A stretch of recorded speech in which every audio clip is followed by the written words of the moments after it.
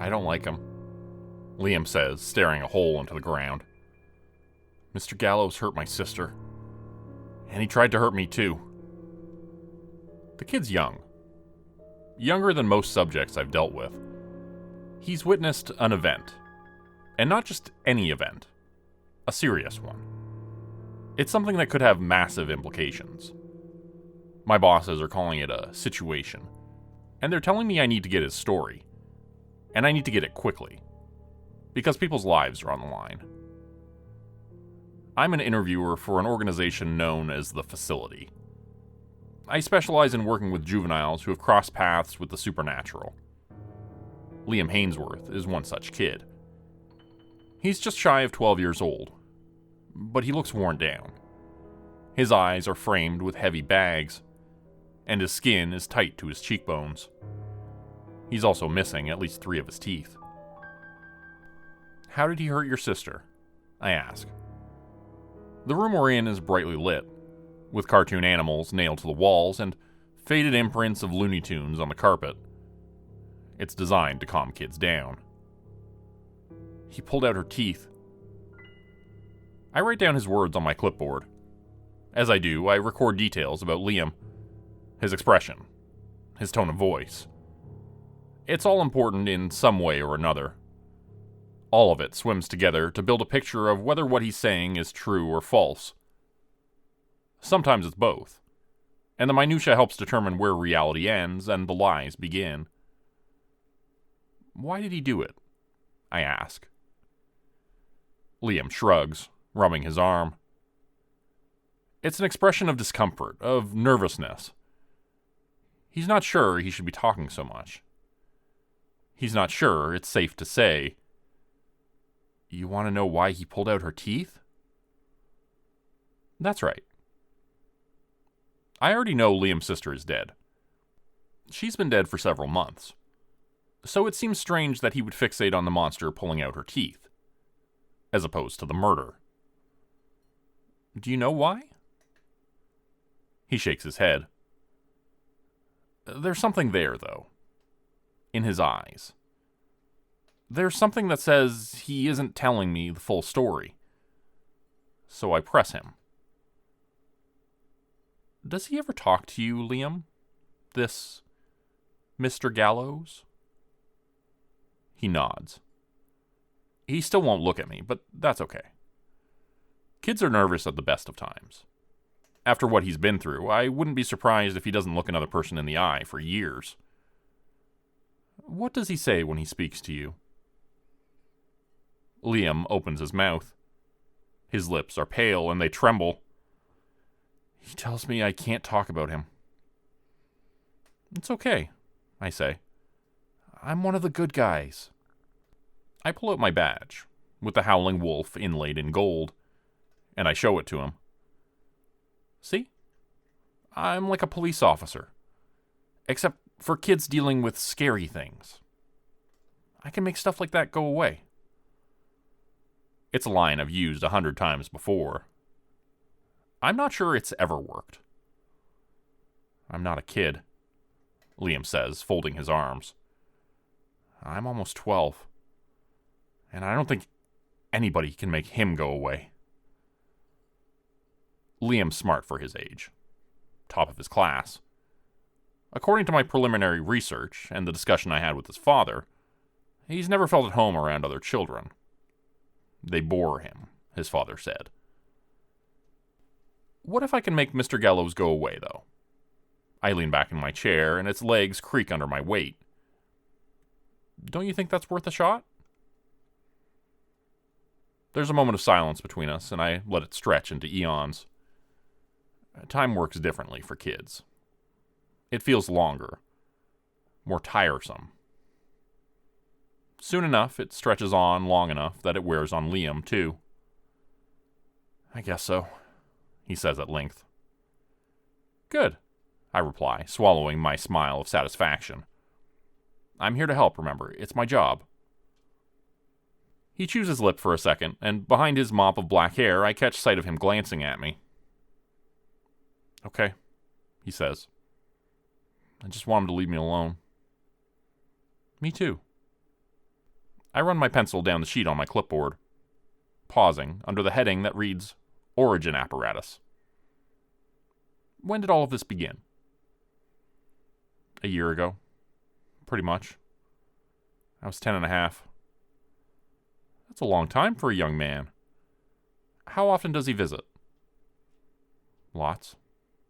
Almost every night. Almost. I make specific note of that term. It's a throwaway line, but one potentially valuable. The first time he visited you, what happened? I was sleeping, Liam says. His hands are tugging at the strings of his hoodie, and he's staring at a smiling ostrich on the wall. It was winter. I remember feeling really cold. I had all my blankets on, but I was still shivering. I got up to turn on the heat, and I noticed my window was open. I nod along with his words, my pencil scribbling across the form. The cold could have been a ghost or a spirit, but the open window is the more likely culprit. I try not to cast judgment quite yet.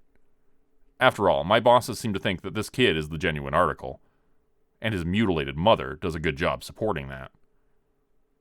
Still, I didn't get this far by cutting corners. Did you leave it open when you went to bed? I ask. I don't think so. I make a note on my clipboard. Please, continue. I walk over to close it, Liam says, and his voice starts to stutter and die. Then I see something on the other side. Somebody's out there watching me. Far away by the fence. Is your bedroom on ground level? The house is just one floor, he explains. My bedroom faces the backyard, and I see a man out there just past the garden. He's waving at me. Waving at you? Yeah, just like this. Liam raises his hand and slowly moves it side to side. His expression is deadpan, and his lips are twitching. It makes me uncomfortable, so I go lock the window. And then the man shuffles forward a bit. I realize there's something weird about him. It's dark, so it's hard to see, but it looks like he's hunched over on all fours. Like a dog? Yeah. As he shuffles forward, he calls out to me. He tells me to wait. Don't close the window, he says. I have something for you. Then, I want something for me. Something moves across Liam's face. Disgust, maybe? Self-loathing? It's quick, whatever it is. I listen to him. Liam continues. I don't know why. I think it's because I realize he isn't human, or maybe I'm in shock. All I know is closing the window feels pointless now. It feels like it's more likely to piss the thing off and make it want to come in even more. I listen to Liam's words intently. His story is compelling enough, but his vocabulary is more impressive by far. It's no wonder the kid skipped a grade. Understandable, I tell him. What happens next? Liam squirms in his seat. As he gets closer to the window, he reaches out a long, skeletal hand. There's blood on his bony fingers, and now that he's only a few feet away, I notice he's wearing this burlap sack over his head, with a little hole cut out for his mouth. Except his mouth doesn't have any teeth. He tells me he's hungry. He says he really needs something to eat. I'm scared. I've never seen anything like this before, and I don't know what to do, so I tell him I need to ask my mom. I tell him we have some leftover turkey in the fridge, and I'll be right back. Liam pauses, and it's like the world is falling around him. His eyes are bloodshot, and I wonder when he last blinked. The man grabs me by my arm, and it hurts. He tells me my mom doesn't need to know. He says he came to my window for a reason. He pulls me closer, and his grip really hurts, and when he whispers in my ear, it aches. It feels like he's cutting the inside of me. He says I'm special. My eyes glance up to the camera in the corner of the room. And I raise an eyebrow. I know my supervisors are watching. Special, I repeat. Why? Liam shakes his head. He's back to tugging at the strings of his hoodie. I don't know. He asks me again if he can come in, and I tell him I have to ask my mom. But at this point, I'm not planning to ask her anything. I'm just going to tell her there's a psycho out there, and we need to tell Dad and the police and wake the neighborhood up. He tells me if I don't invite him inside, though, he's going to add my blood to his hands. Then he runs a finger across my cheek, and it's cold, searing cold. He asks me if he can come inside again. He says he's hungry. He just wants a bite to eat, and then he'll leave. Promise, he says. Liam takes a shuddering breath. His eyes are closed. The smiling animals aren't working anymore, if they ever did. He's alone with his thoughts now. They're tearing at him, picking away at his mental state. And in his expression, I see the grimaces of grief and regret. You aren't to blame for this, I remind him. What happened was going to happen whether you were there or not. When he opens his eyes, they're soaked with tears. No, it wasn't, he snaps. It happened because I let him in. It happened because I told him he could get something to eat. I open my mouth and realize there's nothing to say. There are no words that will take away this boy's pain. So instead, I look back to my clipboard.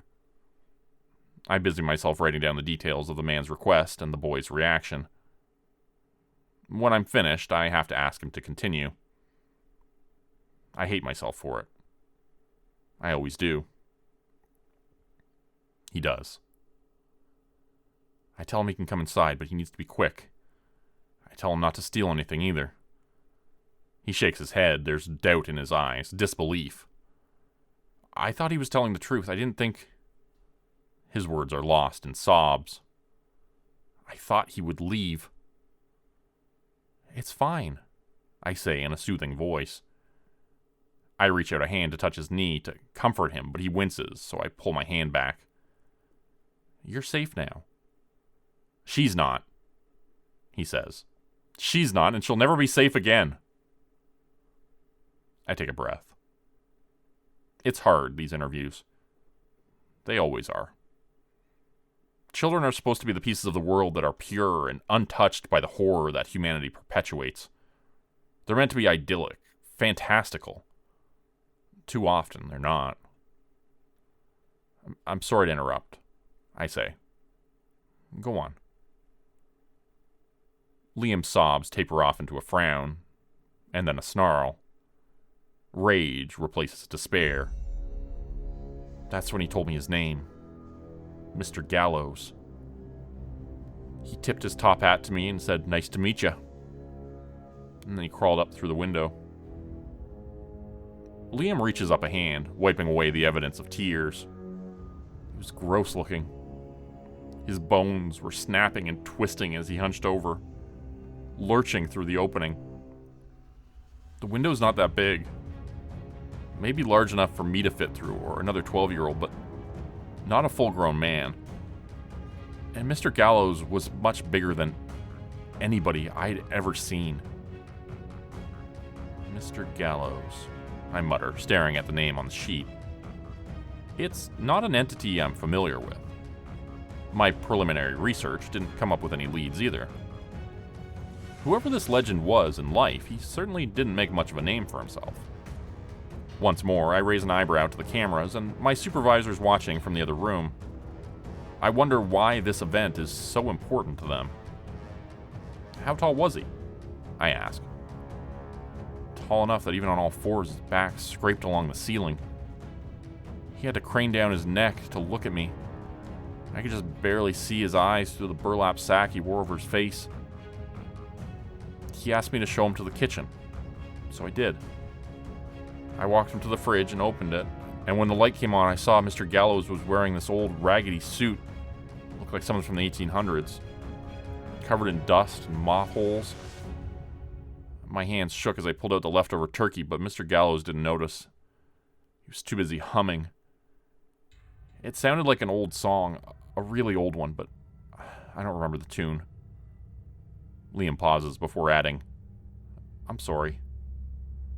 That's fine, I say, jotting it down on the clipboard. These are interesting details. The intense cold, antique apparel, and out-of-date song certainly led me to believe we were dealing with a ghost. Was the food to his liking? Liam shrugs. He looks uncomfortable again. He's shaking. Shivering. There's something about him that's different. Like he's having some sort of reaction. Are you feeling alright? I ask. He nods furiously.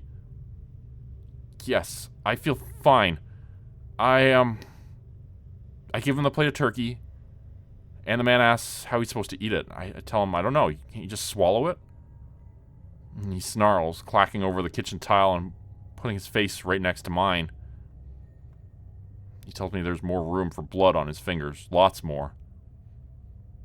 I'm whimpering. I tell him I don't know what he wants. He tells me that he wants some teeth so he can eat. He opens his mouth and shows me his empty gum, swishing his tongue around some. Then he reaches up a hand and forces my mouth open. You've got a nice set, he says.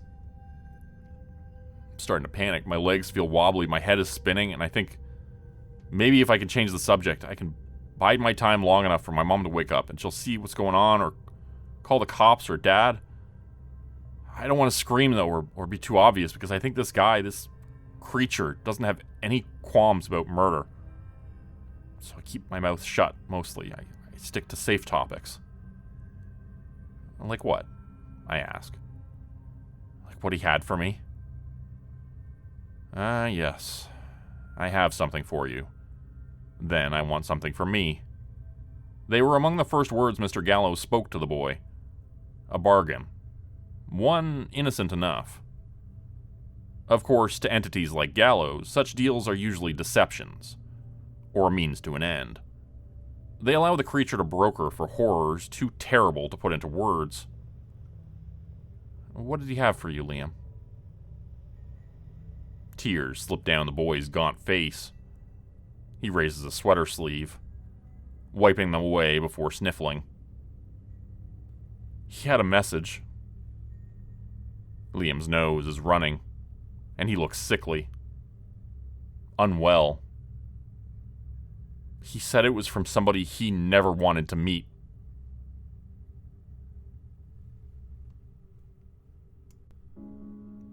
How curious.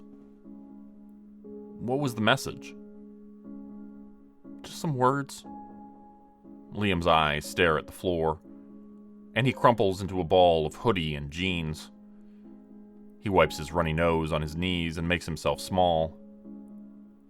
I didn't understand them. Some words. I let that roll around in my head for a while. It doesn't mean much now. But when you've been doing this job for as many years as I have, you learn pretty quickly that strange words aren't meant to be dismissed. Words have power. Were they in another language? I ask. Or were they too quiet to be properly heard? A different language, Liam says. He's squirming like crazy now. I've scarcely seen a kid look so uncomfortable in my entire career. Maybe Latin? He shakes his head. I only know French. That's alright. What happens after he says those words? Mr. Gallows gets angry. He tells me now that I've gotten what I'm owed, he wants what he's owed. I gave something to you, he says. And now I want something for me. I ask what he wants, but I already know. He opens his toothless mouth, pointing at his gums with a long, skeletal finger. I'll take some of these, I think. He laughs a bit and tips his top hat again, adding, please and thank you. He crawls up in front of me and pushes me against the wall. Open up, he says. I try to keep my mouth closed, but I can't. He's too strong, and he forces it open. Then he reaches in and... Liam gets quiet. His mouth hangs open. and he reaches a hand up, feeling where 3 of his front teeth should be. He pulled them out. You just wanted 3 of your teeth? I ask. Moments pass, and Liam's face looks tortured. His mouth is being pulled in every direction, oscillating between frowns and grimaces, and his eyes are blinking erratically. I nearly call a break in the interview, but he starts talking before I get the words out. He reaches back inside my mouth to pull out more, but the kitchen door opens. It's my little sister, Lacey. She's bleary-eyed and yawning, and then her eyes adjust and she realizes what she's looking at. She realizes the nightmare she just walked in on. Liam swallows. She screams for Mom. In the blink of an eye, Mr. Gallows stampedes across the kitchen and wraps a hand around her mouth. Shh, little girl, he says, using his other long arm to pet her hair. He puts his face close to hers and he opens his mouth again, showing those toothless gums. He whispers for her to be quiet. He says as long as she doesn't scream again, he won't kill her. My pencil flies across the clipboard. This is likely the defining moment of the event. The moment that Mr. Gallows murders Liam's sister. I keep my ears open and brace for the worst. He moves his hand from her mouth. Liam continues. Lacey's silent, so am I. Part of me is hoping that Mom heard Lacey scream, but another part of me knows better. I think Lacey does too. Even if Dad were home, I doubted it would make a difference. Mr. Gallows was too big. We needed a SWAT team. I offer a consoling smile. It's likely that a SWAT team would have been equally ineffective. You did what you could, Liam, with what you had. You didn't want anybody to get hurt, and that's very brave. He looks down. His expression is despondent, but he doesn't wait for me to prompt him. He keeps talking like I never said a thing. Mr. Gallows opens Lacey's mouth. He slips a finger inside and feels her teeth. He's looking at her through that burlap sack, and he's mumbling to himself, but I can't make out what he's saying. Eventually, he turns to me and asks, These are new, aren't they? I know he's talking about her teeth. She's a year younger than me, but she's gotten most of her adult teeth by now. He taps on them, and it makes a clicking sound, bone on bone. And then he pulls away. He looks back and says, These will do. And then Liam goes quiet. His body quakes. His eyes bulge. It's like he's trying to contain something. Whether it's furious rage or tumultuous despair, whatever it is, it's desperate to get out. He doesn't want it to. Mom appears in the doorway wearing her nightgown. All the color's gone from her face. She's looking at me with my mouth full of blood and 3 missing teeth to the monster standing over Lacey. She snaps, snatches a knife from the kitchen counter and runs at Mr. Gallows. I chew on my pencil eraser. It's a foolish gesture, but one I can understand. As a new parent myself, there's very little I wouldn't do to protect my baby. Your mother attacked Mr. Gallows? Liam nods. It takes him a while to get the words out, like he's trying to do it without letting something else slip. I feel for him. It's difficult for children to keep their emotions in check, particularly when recounting traumatic events. She runs at him and starts slashing and hacking at him, screaming at him to let Lacey go or she'll call the police, or the church, or the FBI. Mr. Gallows grabs her by her hair, smashes her head down on the floor, hits linoleum with a thud, and then she gets really still. I remember thinking she was dead. But then he picks her up again and smashes her down a second time. And I hear something crack. Blood starts pooling on the floor. Her leg is twitching. Liam takes a shuddering breath. I want to reach out and give him a hug, but He's already responded adversely to being consoled. Instead, I pay him a look of understanding. Talking about these things is probably tearing him apart inside. His mother survived, of course, but she was irreparably damaged. Mr. Gallows turns to Lacey. She's crying and shrieking, and he puts his hand into her mouth, and she starts gagging. He starts pulling out her teeth, jamming them into his gums, one by one, humming as he goes. Liam leans forward and retches, vomits on the floor. Yellow-brown bile splatters my shoes. I shoot up out of my chair, indicating to the cameras that we need a cleanup crew in here, and that the interview is on hold. Liam hurls again, and more throw-up spews from his mouth. I crouch next to him, placing a hand on his back. It's okay. You're safe. I say the words, but I don't know what they're supposed to do.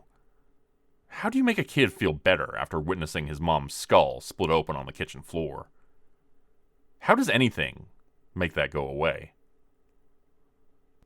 I whisper affirmations into his ear for what feels like hours, but must have only been minutes. It's not your fault, I say. You're a good person. A knock on the door interrupts me. I rise, unsure why anybody would be knocking.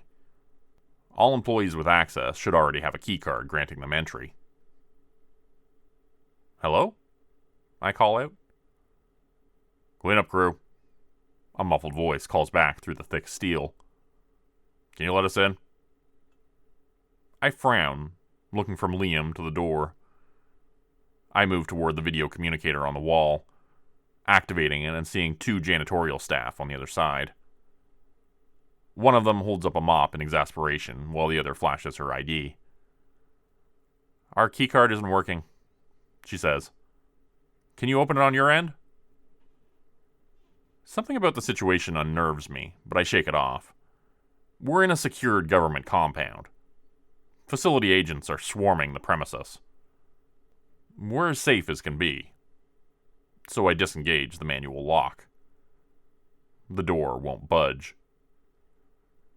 I try again, repeating the process, making sure I did it correctly. Still nothing.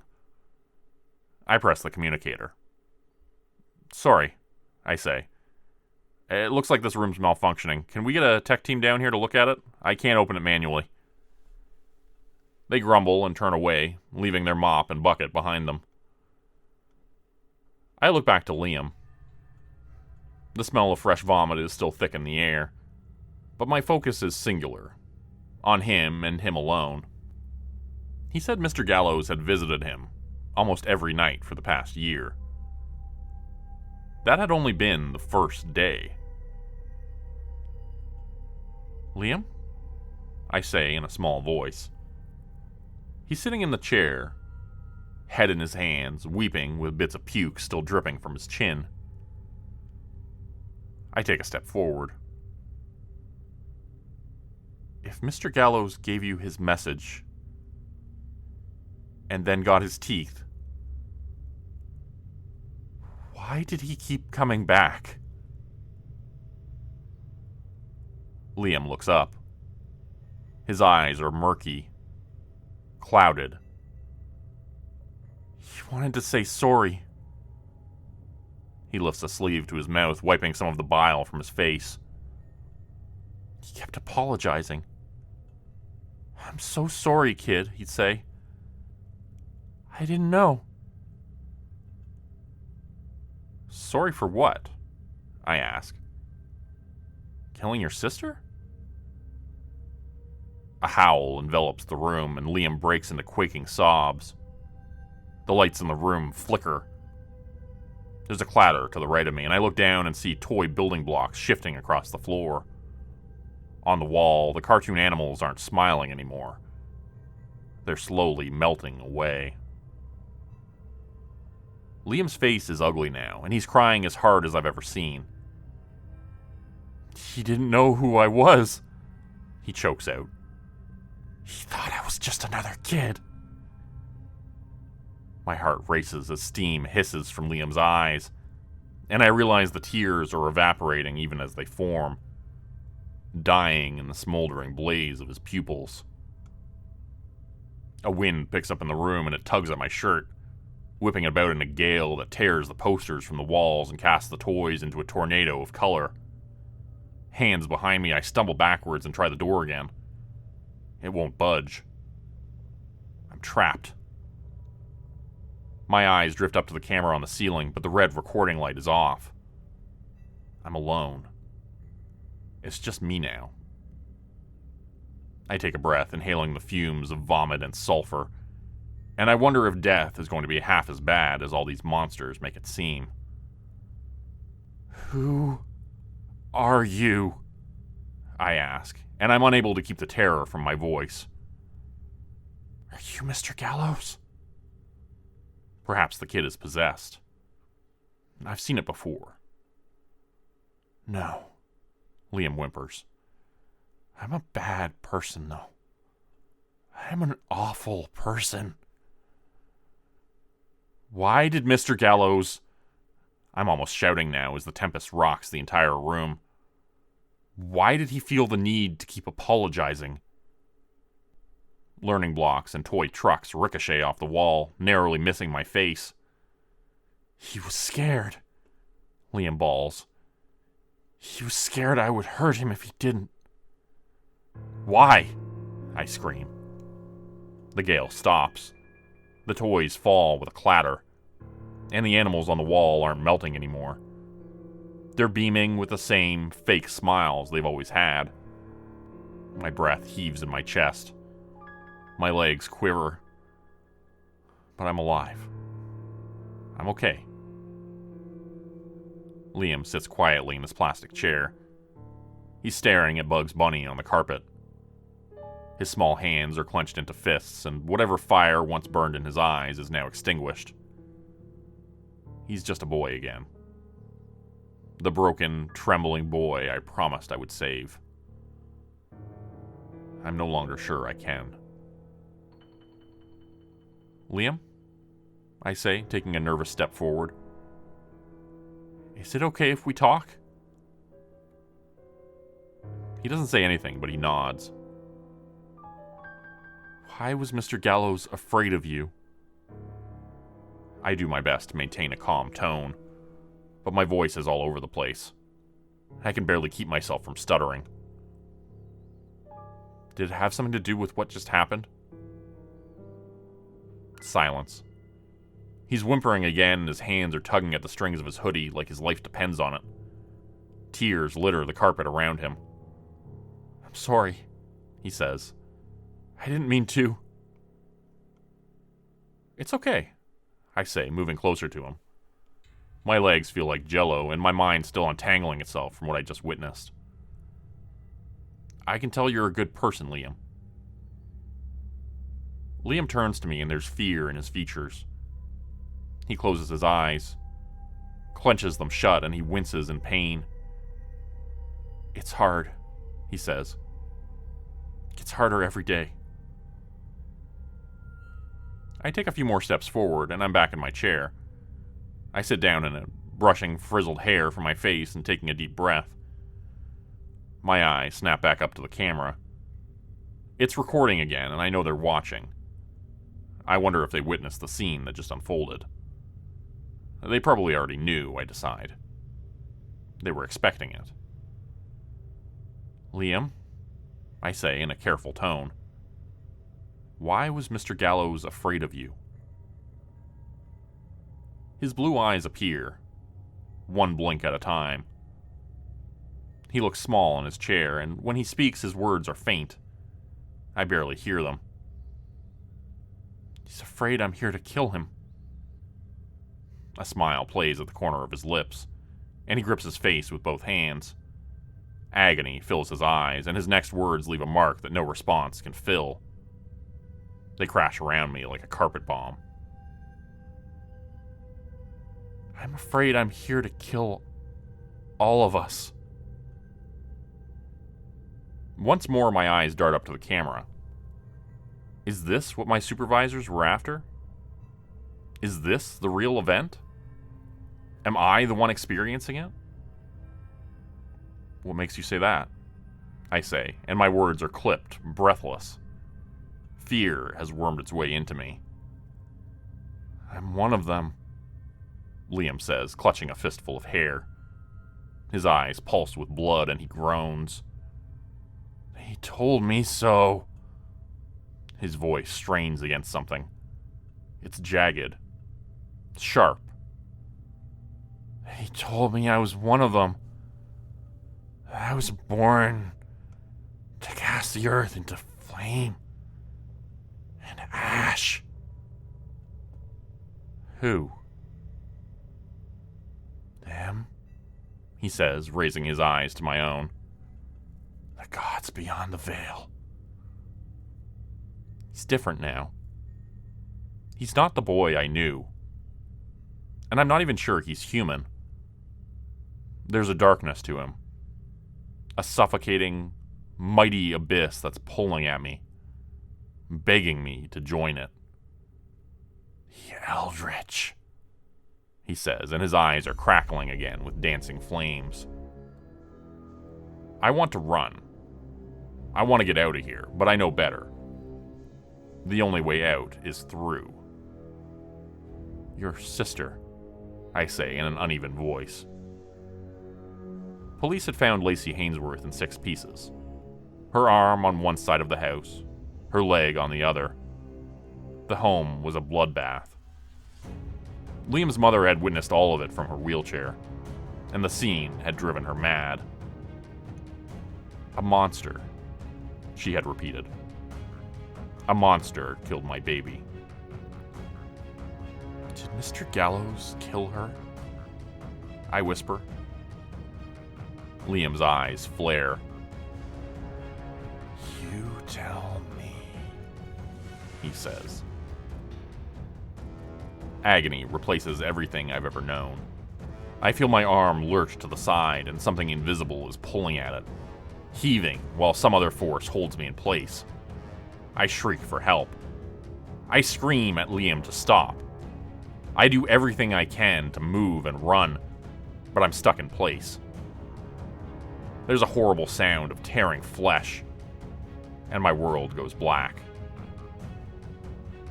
I come to a second later, and blood is pouring from a hole in my torso where my arm used to be. The door crashes open, and 6 people in robes rush in, casting warding charms and backing Liam into a corner. Someone jabs a needle in me, and another starts wrapping me in gauze. Somebody shouts, "Keep him back! He's in critical condition!" A blinding flash fills the room, and then the world fades away. Darkness envelops my thoughts, my memories, my mind. There's nothing to see or hear or think about anymore. It's just the void. Unending. Ceaseless. I call out, but I have no voice. I'm drifting. Senseless through infinity. It is wonderful. It is terrifying. I open my eyes to the bright lights of the medical bay. I'm in a hospital bed. My body is covered in bandages, and there are doctors and people in suits discussing something near me. They don't seem to realize I'm awake. I try to open my mouth to speak, but it's too hard, so I just listen. He's the one, then? The conclusion? Seems like it. Didn't expect him to go nuclear back there, though. Talk about teenage angst. A laugh. A woman. No kidding. Honestly, it's a wonder this guy survived. Word is he was right beside the kid when it went down. Looking at him, I'm not surprised. Another voice. Male. I've never seen so much necrosis. You remember Jacob, the dickhead from Public Affairs? Oh yeah, don't get me started on Jacob. Well, he was by earlier giving us all the rundown. If anybody asks, the damage was caused by a gas leak, that's all. But he let slip a few extra details. Oh, spill the beans. There's a clattering sound. Steel on steel. Surgical instruments being sifted through. I'm still too weak to speak. Too weak to move. Apparently they sent in warlocks to deal with the kid. All the men ended up as piles of salt. Now the compound's just a few bricks and a cloud of asbestos. A woman snorts, then laughs. What were they expecting? As if warding charms could hold off an eldritch god. Technically, he's not a god, only a harbinger. A different man. His voice is casual, teasing. I strain my eyes and see the blurry outline of a black suit. The gods come later, Cheryl. More laughter. It's a damn shame. I read our patient's file here, and if you can believe it, this was the one who sorted out the boundless whispers. Smart one. Great with kids, too. Not smart enough. The first man again. A doctor, maybe. Just like I've always said. Most people at Compound 7 are inept. That's not fair, Dave. The woman tuts. They had some duds over there, same as we do here. They were doing important work, though. Pass me the scalpel, will you? Of course. Thanks. Steel cuts into my flesh. It hurts, but I can't move. I can't speak. I'm too weak, too absent. I should let the two of you get back to it, then. The man in the suit. Don't sweat it, Ryan. We're nearly done here anyway. The steel digs deeper. A piece of me comes free. Anyway, I'm not surprised Compound 7 fucked everything up all over again. With the conclusion's power, we had a real shot at ending this invasion before it started, didn't we, Ryan? We really shouldn't be talking about this in the open, Dave. I shouldn't have mentioned it. My brain feels mushy now. Slow. More pieces of me are sliced free. I hear the wet slap of my flesh dropping into a metal pan. This is hardly in the open, Ryan. We're well enough alone. Now the kid is, too. He's lost in the wind, apparently. Jesus, he's awake! There's hurried movement around me. I see the blur of a face, the white of a surgical gown. Figures swim in front of me. Two of them, a woman and a man. Doctors, surgeons. They're saying things. They're telling me I've had a bad accident and I've suffered terrible wounds. They're telling me they're going to give me more morphine so I can get some sleep. I try to tell them no. I try to tell them I want to know what's going on. My world goes dark. The next time I wake up, I'm alone. The hospital room is empty, save for a desk in the far corner, and the buzzing fluorescent light above. I feel stronger now. More conscious. I sit up with some struggle, and my body feels different. Alien. It's as though pieces are missing. I glance down, and memories flood me. My arm is missing. It feels like my legs are gone, too. I wiggle and squirm, using my other arm to prop me up into a seated position. Weak-eyed, I look around for my belongings, for my phone. It's there on my bedside table. I reach for it. It's too far. Aaron? A groggy voice says from behind me. Oh, sweetheart, you're awake. I glance back and see my mom, her gray hair wistfully dancing in the air conditioning. She puts a hand on my face, and her eyes are filled with tears. She keeps telling me she loves me. I'm sorry, she says. I'm sorry this happened to you. I tell her it's okay. I tell her I need her to hand me my phone. Why? Because, I tell her. I have to tell the world what I just overheard. I need to dictate all of this before I forget it. She's confused, my mother. She's asking if I'm feeling okay. She keeps talking about things that don't matter. Mom, I say. I heard something earlier that I wasn't supposed to. She gets quiet. She recognizes my tone, and she knows I'm not feeling loopy or out of it. She listens. I need you to give me my phone.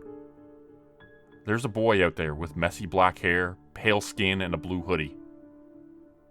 He's the most important person in the world right now, and if we don't find him, the world might not be around for much longer.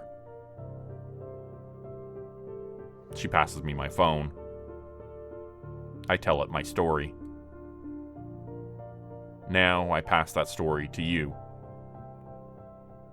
I'm asking you to keep an eye out for a missing boy with black hair, a blue hoodie, and crackling pupils.